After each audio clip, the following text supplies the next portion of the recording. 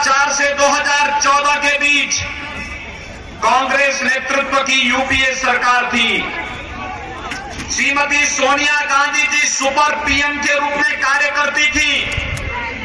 राहुल गांधी को उस समय एक विशेषज्ञता प्राप्त हो गई थी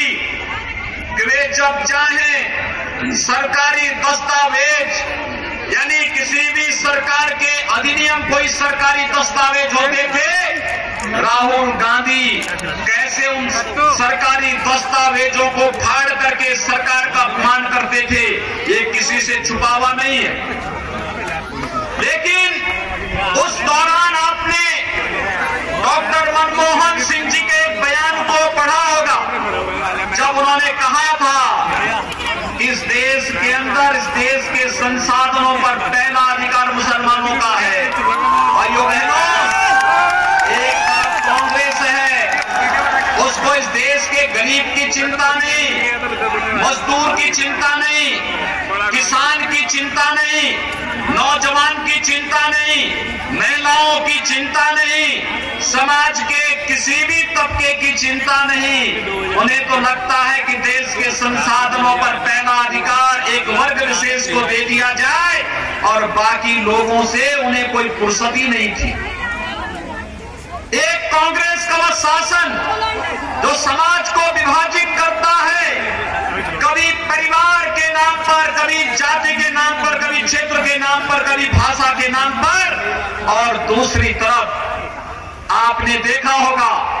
कांग्रेस नेतृत्व इस देश के अंदर किस प्रकार का, कांग्रेस नेतृत्व के शासनकाल में देश के 270 से अधिक जिले आतंकवाद से, नक्सलवाद से, अलगाववाद से ग्रसित थे, लेकिन कांग्रेस की सरकार के कान में जूं नहीं रेंगता था। 2004 से लेकर 2014 तक कांग्रेस नेतृत्व की सरकार के समय इस देश के अंदर 100 से अधिक आतंकी घटनाएं घटित हुई, 900 से ज्यादा निर्दोष नागरिक मारे गए, लेकिन कांग्रेस के नेतागण सत्ता में होने के बावजूद तब भी कहते थे कि हम देख रहे हैं, कार्रवाई करेंगे, करते कुछ नहीं थे। और दूसरी तरफ आपने देखा होगा कांग्रेस की अराजकतापूर्ण माहौल में देश के अंदर विश्वास का माहौल था, अराजकता का माहौल था, असुरक्षा का माहौल था, अव्यवस्था का माहौल था,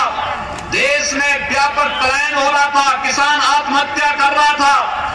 नक्सलवाद चरम पर था, कश्मीर के अंदर पत्थरबाज की घटना में हजारों जवान घायल होते थे, लेकिन सरकार, कांग्रेस के नेतृत्व की सरकार कहती थी इन आतंकवादियों पर, अलगाववादियों पर फायर नहीं करना है, उनको नहीं छेड़ना है। कांग्रेस के नेता तो अजहर मसूद जैसे आतंकवादियों के साथ भी जी लगाकर उसे सम्मानित करते हैं। ये कांग्रेस के आज के संस्कार हैं। और 26 मई 2014 की तिथि, जब प्रधानमंत्री मोदी ने देश के अंदर सत्ता की बागडोर अपने हाथ में ली, मैं उसे देश की ऐतिहासिक तिथि मानता हूं, क्योंकि इस दिन इस देश के अंदर एक ऐसे युग के निर्माता के रूप में मोदी का अवतरण होता है, जब मोदी जी ने घोषणा की थी कि मेरी सरकार इस देश के अंदर बिना भेदभाव के शासन करेगी। गांव के लिए, गरीब के लिए, किसान के लिए, नौजवान के लिए, महिलाओं के लिए कांग्रेस की सरकार 43 वर्षों तक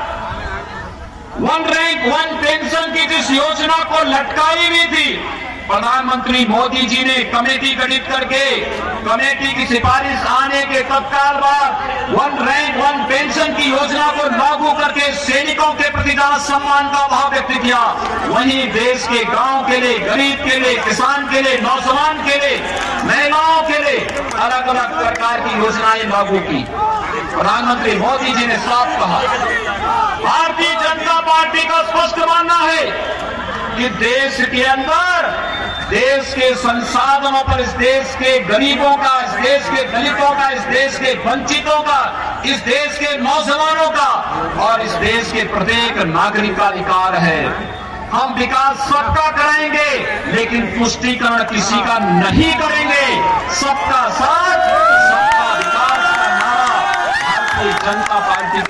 आपने दिया और इसका परिणाम हुआ 5 वर्ष में 1.5 करोड़ गरीबों को मकान मिल जाना, 5 वर्ष में 4 करोड़ परिवारों को विद्युत का निःशुल्क कनेक्शन मिल जाना, 5 वर्ष में 9.5 करोड़ परिवारों को निःशुल्क शौचालय उपलब्ध हो जाना,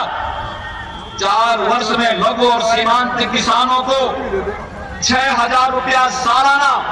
प्रधानमंत्री किसान सम्मान निधि प्राप्त हो जाना, 5 वर्ष के दौरान इस देश के 50 करोड़ लोगों को 5 लाख रुपए सालाना स्वास्थ्य की निःशुल्क सुविधा उपलब्ध हो जाना, इस देश